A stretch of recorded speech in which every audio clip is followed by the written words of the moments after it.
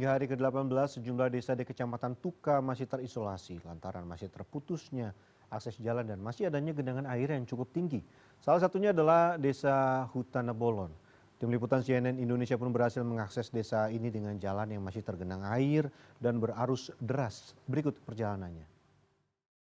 Seperti inilah ini di desa yang ada di Kecamatan Tuka. Jadi ini airnya cukup tinggi dan juga arusnya masih cukup deras karena kami melihat sungainya juga mampet karena banyaknya gelondongan yang menyebabkan air ini tidak bisa mengalir ke arah sungai. Jadi kenapa air di sini masih cukup tinggi dan arusnya juga cukup deras sekali. Jadi seperti inilah kondisinya desa yang ada di Kecamatan Tuka.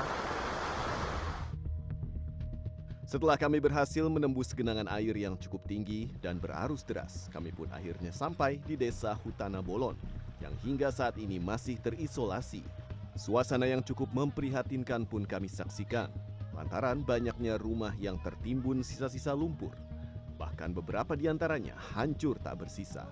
Akibat dahsyatnya terjangan banjir bandang dan tanah longsor yang melanda desa ini.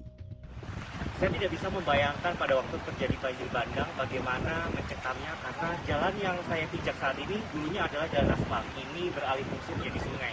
Jadi masyarakat berharap nantinya pemerintah dapat menormalisasi aliran sungai agar tidak terjadi banjir susulan.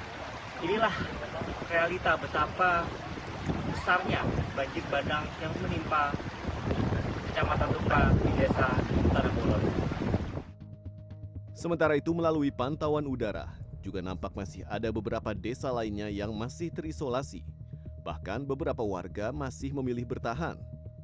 Warga pun mengaku bantuan yang disebar tak merata. Tak jarang mereka pun harus berjalan kaki cukup jauh untuk mendapatkan logistik bantuan. Kini mereka juga membutuhkan bantuan tempat tinggal dan pekerjaan, lantaran hilangnya rumah dan ladang mereka akibat bencana ini. Oh, kondisi rumah kami, Pak, tidak ada lagi. Kami butuh rumah, tempat tinggal.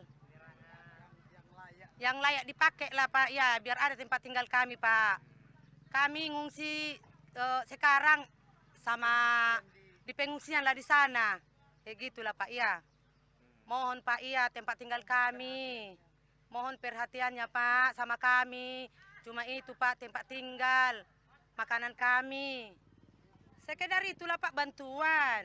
Sabarlah. Iya, nunggu sabar Pak, Bu. Banjir Pak, memang rumah kami tidak rusak, tidak bisa ditempati.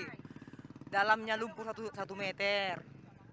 Aktivitas kami sekarang di sini tidak ada apa-apanya Pak. Semua mati. Akses jalan kami juga terputus di sana.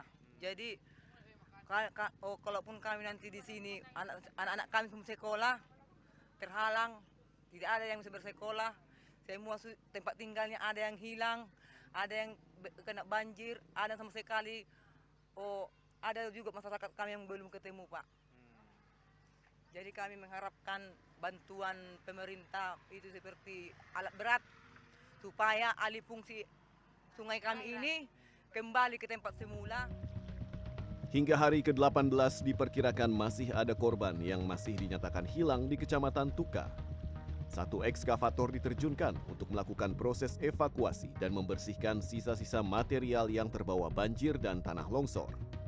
Namun, alat yang dikerahkan belum sebanding dengan luasnya area yang terkena dampak bencana di Desa Hutana Bolon.